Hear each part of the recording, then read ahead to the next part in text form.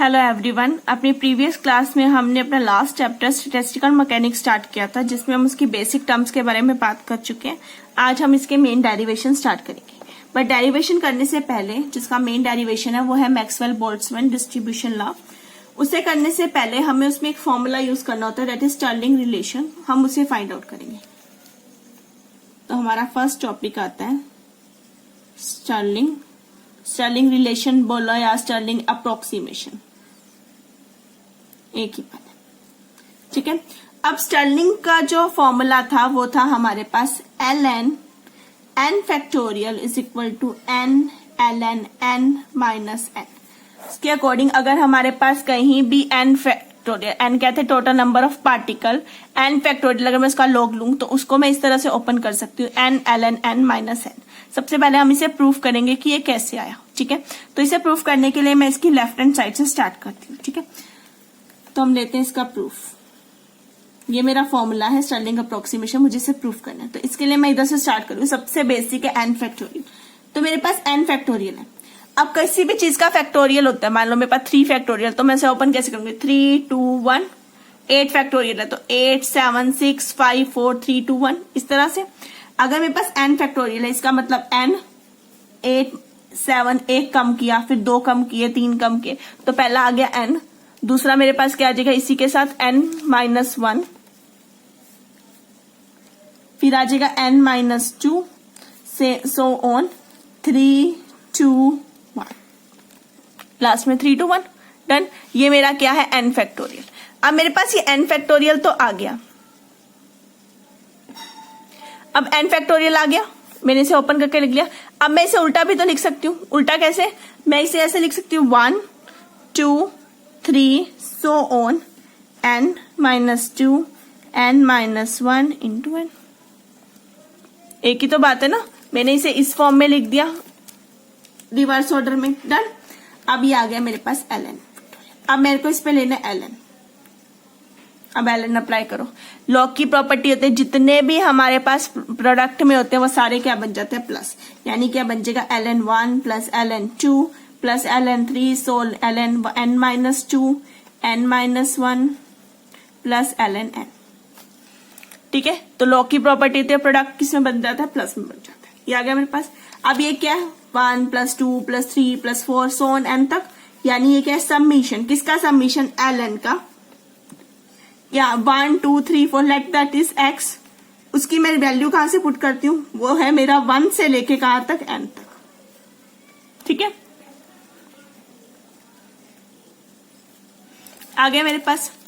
अब जैसे जैसे हम x की वैल्यू पुट करेंगे हमारे पास log की वैल्यू आती जाएंगी। ln 1 आ जाएगा, 2 पुट करेंगे तो 2 आ जाएगा। बट अगर हम देखें तो log के केस में इंक्रीमेंट ज्यादा नहीं होता, वो कम कम होता है। आप log टेबल उठा के देख लो। log टेबल को जब आप देखोगे नेचुरल log को, क्योंकि यहाँ ln की बात हो रही है, तो इसमें भी आप देखो या नॉर्मल 10 बेस log में भी देखो, 1 से जब आप log 2 पुट करते हो, log 3 पुट करते हो, तो बहुत ज्यादा जंप नहीं आता। तो अगर मैं ग्राफ प्लॉट करूं बिटवीन x और ln x, तो x में तो 1 फिर 2 फिर 3 फिर 4, अगर इसमें भी है तो मेरे पास एक स्ट्रेट लाइन ग्राफ आना चाहिए था। बट जब हम यहाँ पर ऑब्जर्व करते तो हमारे पास एक स्ट्रेट लाइन ग्राफ नहीं आता, हमारे पास एक कर्व ऑब्टेन होती है इस तरह से।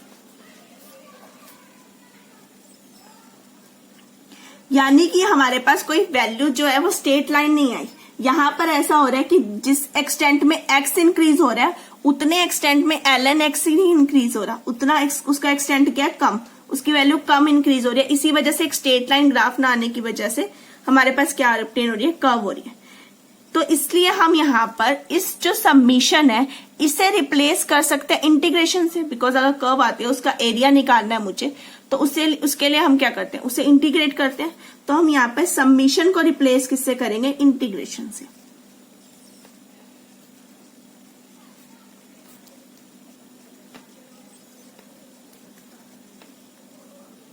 तो हम सबमिशन को किससे रिप्लेस कर रहे हैं? इंटीग्रेशन से। तो अब गया मेरे पास ln n factorial is equal to integration. Integration की लिमिट तो वही रहेंगी 1 से लेके n तक, ठीक है, जैसे थी, और ln x dx, बिकॉज अब मुझे इंटीग्रेट करना है।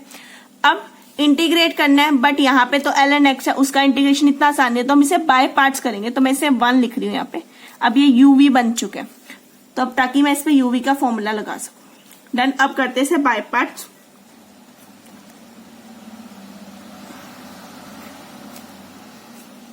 Integration by parts.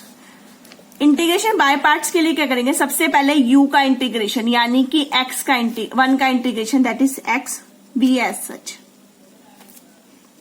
लिमिट लगा दी, minus integration into integration of this and differential of this. इसका डिफरेंशियल क्या है, 1/x। डन। मैं ये फॉर्मूला यहां भी लिख देती हूं। अगर मेरे पास u और v है, मुझे इसका इंटीग्रेशन करना है, तो वो कहेगा integration of u v as such, ठीक है, plus integration of u into differentiation of v। मान लो ये x की कंपैरिजन में, जिसकी भी कंपैरिजन में वो हो जाएगा, तो ये आ जाएगा इसका फॉर्मूला। ठीक है, मैंने ये फॉर्मूला यहाँ पर अप्लाई किया। अब मेरे को इसमें तो सॉल्व करने के बाद लिमिट लगानी है। इधर देखो x से x कटा यानी 1 आया, 1 का इंटीग्रेशन करेंगे तो फिर क्या आ जाएगा, x आ जाएगा। तो आ जाएगा x ln x, 1 से n, मैंने लिमिट नहीं पुट करी, ये कटा 1 आया, 1 का इंटीग्रेशन किया, x आ गया। अब लिमिट पुट कर करते हैं, जहां जहां x है वहां n पुट करो, n ln x n, sorry minus 1 put करेंगे, 1 ln 1 माइनस, अब इधर पुट करेंगे n, अब इधर पुट करेंगे तो क्या आ जाएगा, -1, माइनस और माइनस सॉरी +1, क्योंकि एक माइनस ऑलरेडी है। आ गया मेरे पास ये वैल्यू। डन। अब ln 1 इज 0, ये वैल्यू तो गई, तो मेरे पास बचा n ln n minus n plus 1। Done. ये तो लॉग की टर्म है, यानी ये माइनस जो +1 है वो किस में ऐड हो रहा है, n में। अब n क्या है हमारे पास, नंबर ऑफ पार्टिकल, तो इसका मतलब ये n की वैल्यू, नंबर ऑफ पार्टिकल तो बहुत ज्यादा होंगे, लार्ज, क्योंकि हम बड़े सिस्टम की बात करें, तो this is very very greater than 1, तो 1 कैन बी निग्लेक्टेड, तो मैं 1 को निग्लेक्ट कर सकती हूँ। तो मेरे पास फॉर्मूला क्या बन जाएगा, ln n factorial is n ln n minus n। यही मेरा स्टर्लिंग रिलेशन था जो मैंने ऊपर स्टार्ट किया था निकालना। ठीक है, तो ये स्टर्लिंग फॉर्मूला है जिसे हम बार बार यूज करेंगे। अब जहां भी मेरे पास ln n फैक्टोरियल होगा तो मैं उसे ओपन करके n ln n minus n लिखूंगी। ठीक है, कोई भी फैक्टोरियल होगा उसे इसी तरह से आपने ओपन करना है। n की जगह ni भी हो सकता है। ठीक है, x होगा तो आप x को ऐसे ओपन कर, जो भी इस टर्म में होगा आप उसे ओपन करना चाहते हो तो आप उसे इसी फॉर्म में ओपन करोगे। डन। तो ये आ गया मेरे पास स्टर्लिंग रिलेशन। अब आते हैं अपने टॉपिक, चैप्टर के सबसे इंपॉर्टेंट टॉपिक पे, that is derivation of Maxwell Boltzmann distribution law.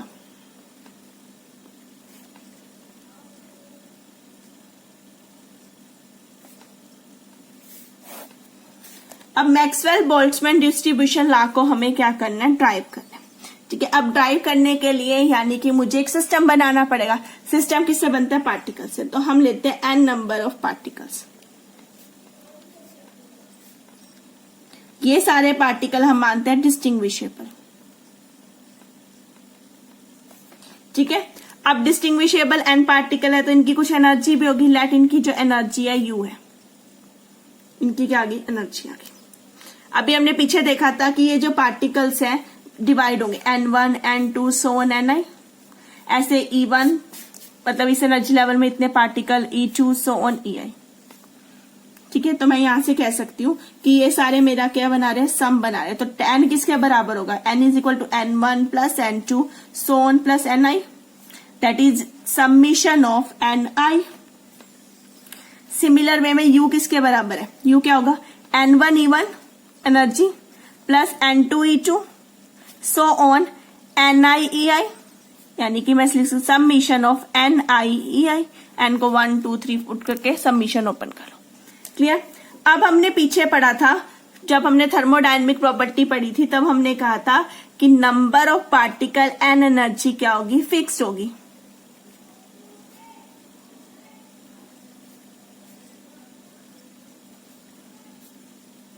Fixed यानी कि कांस्टेंट। अगर ये कांस्टेंट है तो इसका मतलब dn, और इसमें मैं अप्लाई करूंगी तो d of ni is equal to 0। Differentiation 0 होगा बिकॉज कांस्टेंट टर्म को जब हम डिफरेंशिएट करते हैं तो वो वैल्यू क्या आती है, 0 आती है। ऐसे ही du summation of ei dni is equal to 0, ये भी क्या होगा, 0। I mark it as equation number 1 and 2 because मुझे इसे बाद में यूज करना है। क्लियर, तो मेरे पास ये आ गई। अब ये प्रॉपर्टी जब हमने लगाई थी, ये कंडीशन, तब हमने निकाली थी टर्म थर्मोडायनेमिक प्रोबेबिलिटी यानी कि W which is equal to n factorial over n1 factorial n2 factorial so on ni factorial. Clear, अब मैं इस पे लॉग ले रही हूं, take log on both side.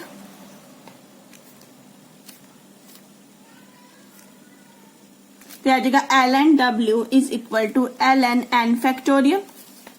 ठीक है, ये आ गया ऊपर वाले पे। नीचे क्या है, नीचे डिनोमिनेटर में लॉग की प्रॉपर्टी जो टर्म नीचे होती है वो माइनस में चली जाती है, तो ये माइनस में चला गया। अब ये माइनस में गया तो इस पे लगेगा, ये सारे प्रोडक्ट है, ठीक है, एक दूसरे, यानी कि जब लॉग की प्रॉपर्टी था प्रोडक्ट किसमें बन जाएगा, प्लस में, तो ये बनेगा ln n1 factorial plus ln n2 factorial so on ln ni factorial. Log की प्रॉपर्टी के अकॉर्डिंग मैंने इसे क्या कर दिया, ओपन कर दिया। तो एक तरह का सबमिशन ही हो गया ना, n1 n2 n3 so on ni। तो मैं ऐसे ln w is equal to ln n factorial minus summation किसका, ln का ni फैक्टोरियल। ठीक है, सारे सम थे तो मैंने उसे सबमिशन की फॉर्म में लिख दिया। क्लियर, इतना आ गया। अब हम यहां यूज करेंगे Stirling relation.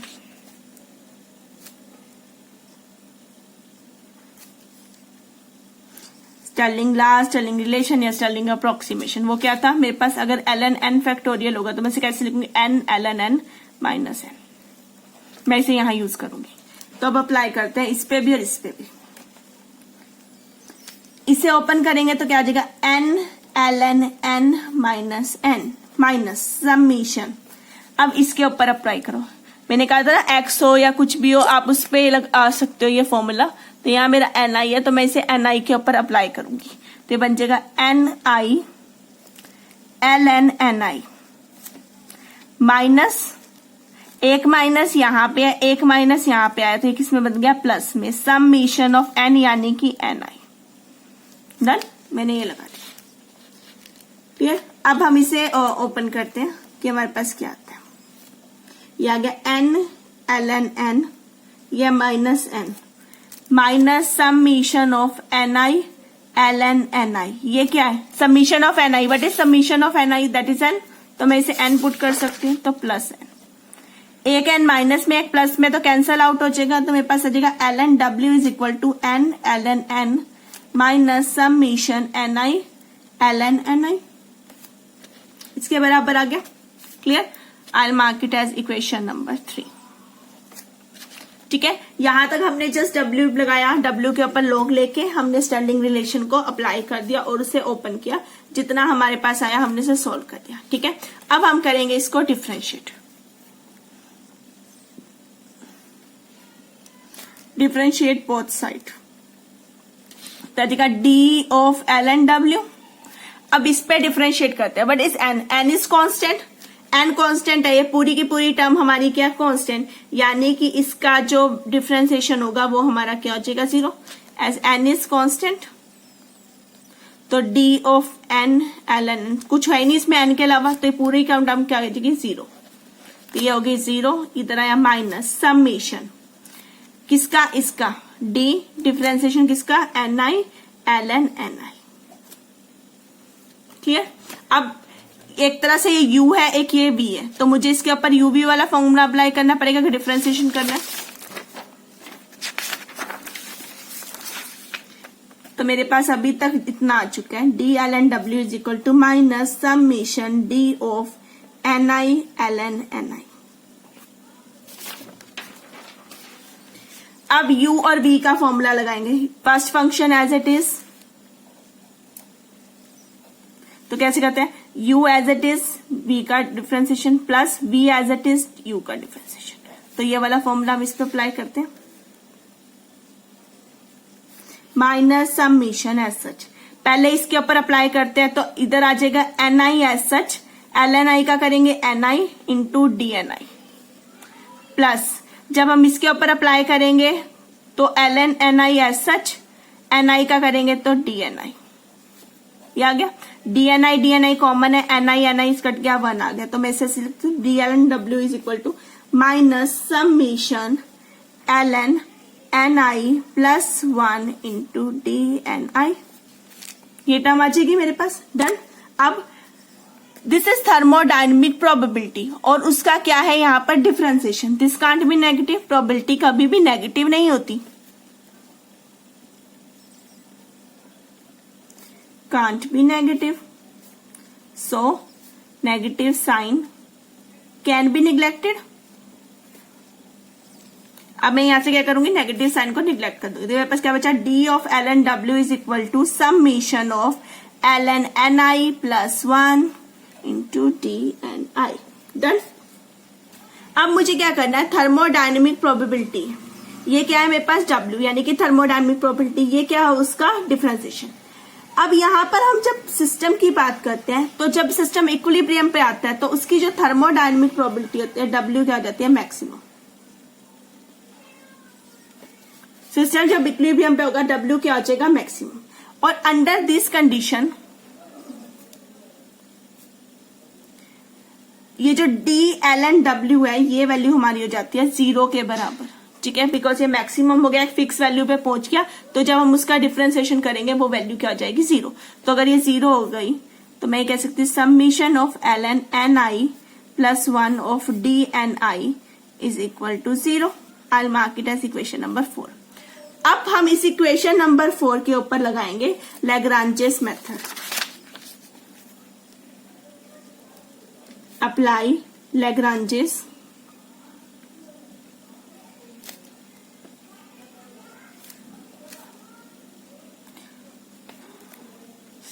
Lagrange's method of undetermined multiplier। ये मेथड स्टैटिस्टिक्स में पढ़ा जाता है, मैथ्स का जो पार्ट होता है स्टैटिस्टिक्स उसमें पढ़ते हैं हम ये वाला मेथड, ठीक है। अब इसमें करना क्या होता है, इसमें आपको वो इक्वेशन लेनी होती है जिसके ऊपर आपने मेथड अप्लाई करना है। तो मेरी वो इक्वेशन क्या है, इक्वेशन नंबर 4। अब इस इक्वेशन के साथ कुछ कंडीशंस होती हैं। अब ये कंडीशन हमने स्टार्टिंग में ली थी, जब हमने फॉर्मूला स्टार्ट किया था तो मैंने यहाँ 2 कंडीशन ली थी, ठीक है। तो आपने क्या करना होता है इस मेथड में, आपने यहाँ कंडीशन को लेना है और इक्वेशन को लेना है। सबसे पहले मैंने इक्वेशन लिखनी है, तो इक्वेशन क्या है, समीशन ऑफ LNNI प्लस 1, ठीक है, इन DNI प्लस, इसी समीशन में प्लस चलता रहेगा। आपको लेनी है कंडीशन, कंडीशन क्या है, ये फर्स्ट कंडीशन, इसे आप अल्फा से मल्टीप्लाई करो। मैं यहाँ अल्फा डैश से कर रही हूँ, रीजन बीइंग क्योंकि मुझे अल्फा बाद में बनाना है। तो जो पहली कंडीशन है वो आपने लेनी है, फर्स्ट कंडीशन थी, प्लस सेकंड कंडीशन ले लो, इसे आप बीटा से मल्टीप्लाई करो, तो बीटा EI DNI, ठीक है। तो आपने ये चीज करनी है, ये आएगी मेरे पास इक्वेशन, ये आएगी मेरे पास कंडीशन।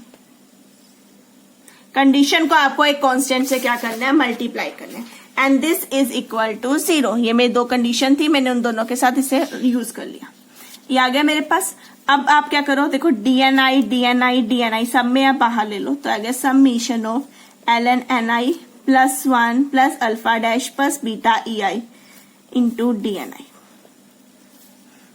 अब अल्फा डैश और 1 क्या है, एक तरह के कांस्टेंट ही है, तो इन दोनों को जोड़ के हम यहाँ बनाएंगे अल्फा। इसीलिए मैंने स्टार्टिंग में अल्फा नहीं लिया था, आप चाहो तो वहां पर अल्फा लेते हो तो यहाँ अल्फा डैश बना सकते हो। तो आपका लास्ट जो रिलेशन है वो क्या हो जाएगा, चेंज। अब मेरे पास समीशन में ये 2 टर्म है, अब इन दोनों का प्रोडक्ट 0 है, तो इसका मतलब या तो ये 0 होगी या ये 0 होगी, बट DNI कांट भी 0।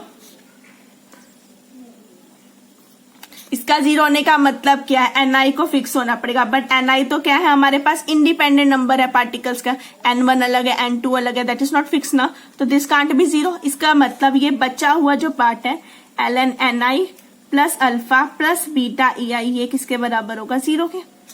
डन। अगर ये 0 है तो आप ये क्या करोगे, ये टर्म को इधर लेके जाओगे, माइनस अल्फा प्लस बीटा ई, मैंने माइनस बाहर ले लिया कॉमन। अब एन आई को इधर रखो, एल एन को इधर लेके, तो ये क्या बन गया, ई रेज टू पावर। तो ये मेरे पास किसकी वैल्यू आ गई, एन आई की वैल्यू आ गई, which is equal to N I is equal to E raise to power minus alpha plus beta E I. I mark it as equation number 5। Done. अब मैंने एन आई निकाल लिया, अब मुझे निकालना है एन। अब एन किसके बराबर होता है, वो होता है समीशन ऑफ एन आई के। मुझे वो निकालना है, एन आई की वैल्यू पुट करो, that is summation of E raise to power minus alpha, मैंने अलग अलग कर लिया, into E raise to power minus beta E I. अब इसमें तो कोई आई नहीं है तो इसमें समीशन होगा नहीं, तो बाहर आ जाएगा, यानी एन किसके बराबर हो गया, E raise to power minus alpha summation E raise to power minus beta of E I, इसके बराबर। डन। अब मेरे पास एन आई आ गया, एन आ गया, I mark it as equation number 6। अब आप रेशियो ले लो 5/6 डिवाइड इक्वेशन 5/6। तो 5 क्या एन आई, 6 में क्या एन। 5 की वैल्यू क्या थी, E raise to power minus alpha into E raise to power minus beta E I, मैंने उसे अलग अलग कर दिया। इसकी वैल्यू क्या, E raise to power minus alpha into summation E raise to power alpha, alpha cancel हो जाएगा, तो मेरे पास एन आई अपॉन एन किसके बराबर आ जाएगा, E raise to power minus beta of E I upon summation E raise to power minus beta E I. Done. आगे इसके बराबर। अब ये जो बीटा की वैल्यू होती है फ्रॉम थर्मोडायनेमिक, अगर हम देखें तो this beta is equal to 1 upon K T. तो इसमें पुट कर दूं मैं, एन आई अपॉन एन किसके बराबर आ जाएगा, E raise to power minus E I by K T upon summation E raise to power minus E I by K T. तो ये मेरा इन दोनों के बीच में एक रिलेशन आ गया। डन। तो ये मेरा आ गया relation between this N I upon N. This is Maxwell Boltzmann distribution law.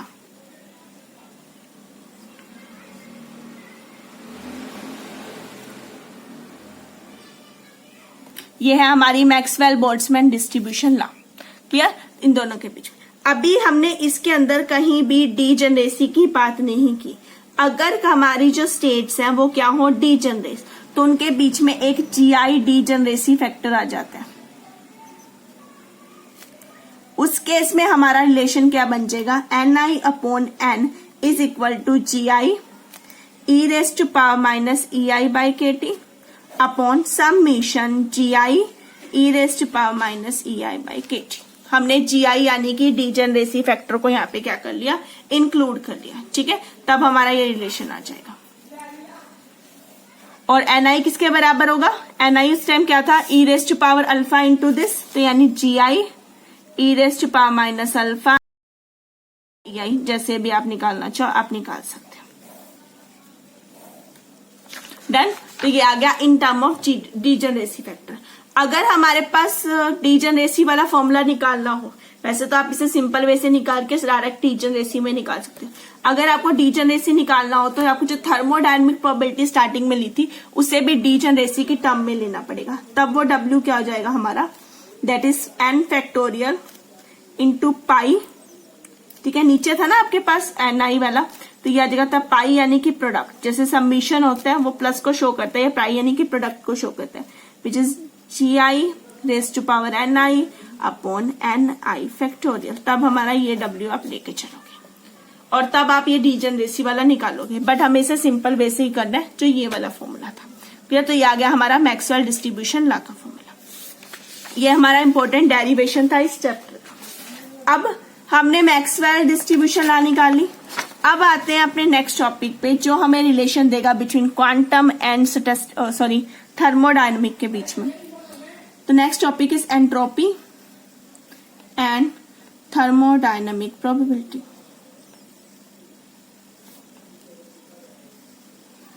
यानी कि मुझे रिलेशन निकालना है between S and W. S is entropy and thermodynamic probability अभी पढ़ा डब्ल्यू। ठीक है, एंट्रोपी हमारी एक तरह की क्या होती है, रैंडमनेस यानी डिसऑर्डर बताती है हमें किसी भी सिस्टम में कितनी रैंडमनेस या डिसऑर्डर आ रही है। तो ये जो एस होता है ये हमारा डायरेक्ट एक फंक्शन होता है किसका, डब्ल्यू का। This entropy is the function of thermodynamic probability. अब हमने पढ़ा एस हमारा क्या होता है, एक एडिटिव प्रॉपर्टी है, ठीक है। अगर मेरे पास नंबर ऑफ सिस्टम के पास, जैसे आपने सिस्टम प्लस सराउंडिंग निकाला था, तो अगर मेरे पास एक की वैल्यू है S1, एक की S2, तो मेरा टोटल एस क्या होगा, S1 प्लस S2। बट ये जो W होते हैं ना, ये प्रोबेबिलिटी, अभी मैंने पीछे देखा प्रोडक्ट की फॉर्म में, यानी ये क्या मल्टीप्लेटिव। अगर मेरे पास W1 W2 है तो W किसके बराबर होगा, W1 इंटू W2, मल्टीप्लाई होके निकालेंगे हम उसे, क्लियर। इसका मतलब S1 is a function of W1 and S2 is a function of W2। तो मेरे पास S1 प्लस S2 किसके बराबर है, S के बराबर।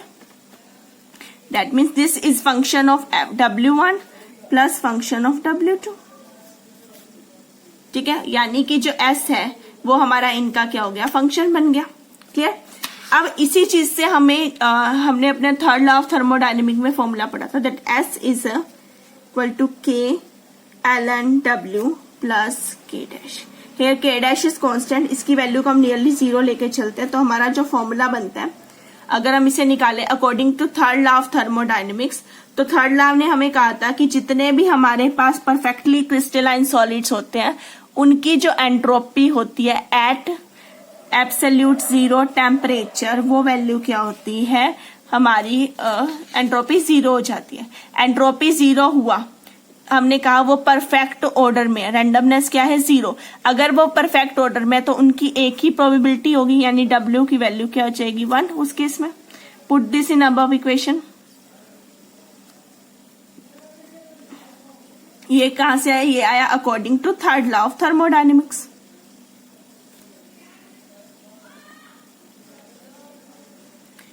डन। तो मैं यहां से कह सकती हूँ दिस इज 0, ln की वैल्यू 1 हुई, तो यानी कि 0 प्लस K डैश, इसका मतलब K डैश किसके बराबर आ गया, 0 के बराबर। तो हमारा फॉर्मूला क्या बन गया, S is equal to K ln W। ये हमने वहां भी पढ़ा हुआ है, थर्ड लॉ ऑफ थर्मोडायनेमिक्स में आपने पढ़ा था। अब इसमें जब आपने रेजिडुअल एंट्रोपी निकाली थी, वहां पर आपने इस रिलेशन को पढ़ा था, this K is equal to RN। मतलब अगर आपके पास कहीं भी N के होता है, N इंटू K को आप R लिखते हो, तो मुझे K निकालना है, this K is equal to R upon N। R is gas constant, N is Avogadro number, तो आप इसे यहाँ पर R बाय N की फॉर्म में भी पुट कर सकते हो। But this K is Boltzmann constant,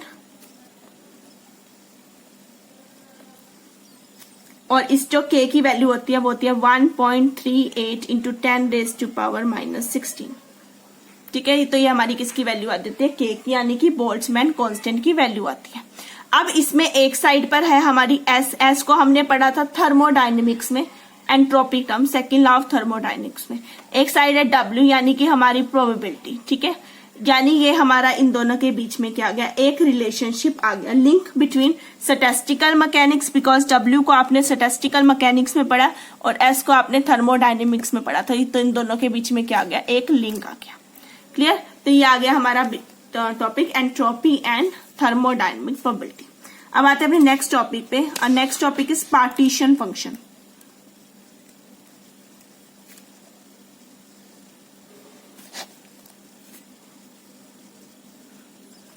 अब पार्टीशन फंक्शन निकालने के लिए मैंने जो अपना मैक्सवेल बोल्ट्जमैन में इक्वेशन फॉर्मूला निकाला था, that is Ni upon N which is equal to GI e raised to power minus EI by KT upon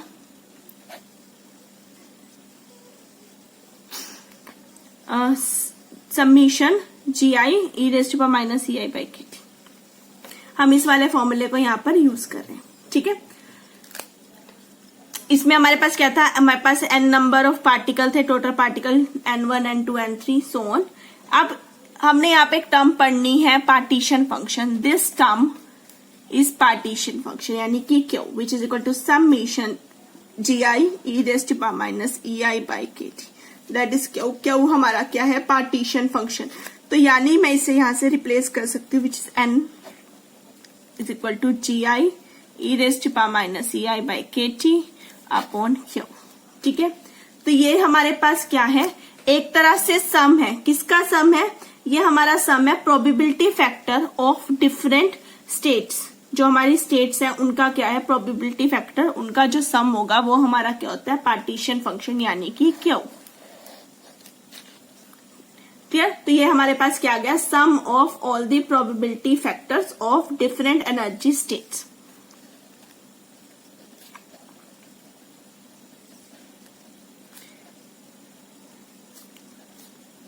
अब हमें इसी क्यू के कुछ सिग्निफिकेंस पढ़ने हैं कि ये कहाँ यूज होता है। अब पढ़ते हैं इसका फिजिकल सिग्निफिकेंस। अब फिजिकल सिग्निफिकेंस निकालना है। फिजिकल सिग्निफिकेंस के लिए हम एन से स्टार्ट करते हैं। What is N? N is summation of N I. अब एन आई तो हमारे पास नंबर ऑफ लेवल है N1 N2। जब मैंने स्टार्ट किया था तो मैंने 1 से स्टार्ट किया था N1 N2 N3, बट हमारे पास एक ग्राउंड स्टेट भी होती है दैट इज N0। जब कुछ नहीं हुआ, कहीं ट्रांसफर नहीं हुआ, तो सारे के सारे पार्टिकल का ग्राउंड स्टेट में, तो वो स्टेट क्या होगी मेरी N0 होगी। तो उस N0 को हमने इसमें कंसीडर नहीं किया था, यानी कि अगर मैं Ni को लिखती हूं तो वो Ni में मेरी N0 वाली टर्म भी क्या होगी इंक्लूड हो जाएगी। ठीक है, तो जो मेरा Ni आ रहा था वो अब तक क्या था GI e⁻−ei/kT। अब उसमें एक और टर्म आ गई दैट इज N0। मैंने ग्राउंड स्टेट अब तक नहीं ली थी, अब मैं उस ग्राउंड स्टेट को भी इंक्लूड कर रही हूँ। तो Ni को यहाँ पुट कर दें तो N is equal to summation of N0 GI e⁻−ei/kT। बाकी सारी टर्म मैंने ऐसा रखी। अब N0 तो फिक्स टर्म है ना, उसमें कोई आई तो नहीं है, तो उसे समीशन में रहने की जरूरत नहीं, उसे हम बाहर ले सकते हैं। This N is equal to N0 summation of GI e⁻−ei/kT। Here this term is Q, तो मैं N is equal to N0 into Q लिख सकती हूँ। मुझे क्या निकालना है क्यू यानी partition function which is ratio of N upon N0। Here N is number total number of particles और N0 क्या है number of particles in ground state.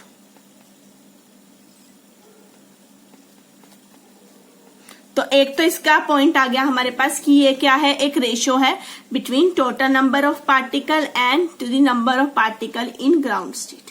Second चीज, अब देखो जो नंबर ऑफ पार्टिकल होंगे वही हमारे ऐसे ग्राउंड स्टेट में आएंगे। तो ये जो टर्म है ये हमारी क्या है एक dimensionless quantity.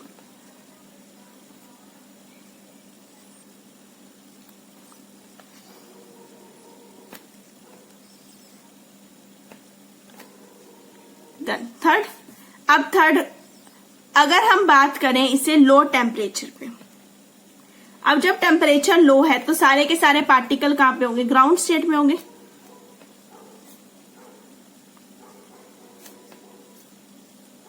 Is in ground state. अगर सारे के सारे पार्टिकल ग्राउंड स्टेट में तो इसका मतलब N किसके बराबर है N0 के, और N N0 के बराबर है, इसका मतलब क्यू यहां पर क्या हो जाएगा अप्रोक्सीमेटली इक्वल टू 1। एक आधा ऊपर नीचे भी हो सकता है, तो अप्रोक्सीमेटली इक्वल टू क्यू क्या हो जाएगा 1 हो जाएगा। Done.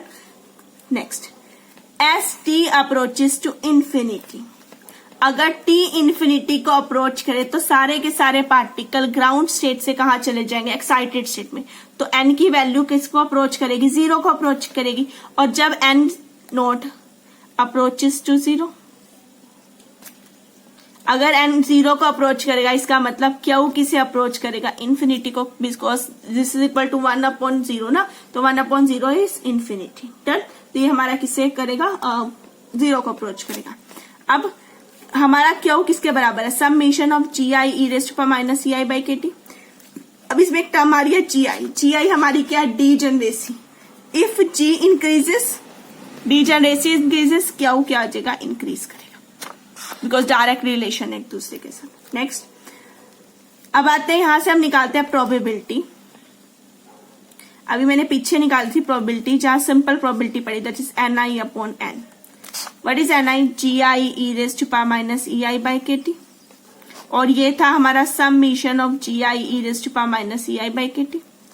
This is equal to Q, तो मैं यहां से लिखती हूँ Pi is equal to GI e⁻−ei/kT upon Q. ये तो मेरा क्यू था ना, यानी कि Pi और क्यू में एक डायरेक्ट इनवर्स रिलेशन है। As Q increases probability decreases. तो यहाँ से प्रोबेबिलिटी क्या हो जाएगी, डिक्रीज हो जाएगी। डन।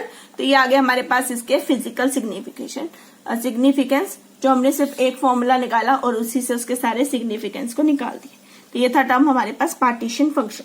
अब इसी पार्टीशन फंक्शन की टर्म्स में हमारी जितनी भी थर्मोडायनेमिक प्रॉपर्टीज हैं हम उन सबको फाइंड आउट करेंगे, लाइक यू, ए, एच, ई, जितनी भी हमने पढ़ी थी थर्मोडायनेमिक्स 1, 2 और 3 में, उन सारी टर्म्स को हमें फाइंड आउट करना है। ओके, तो उसे हम अपने नेक्स्ट लेक्चर में करेंगे। Thank you everyone for watching.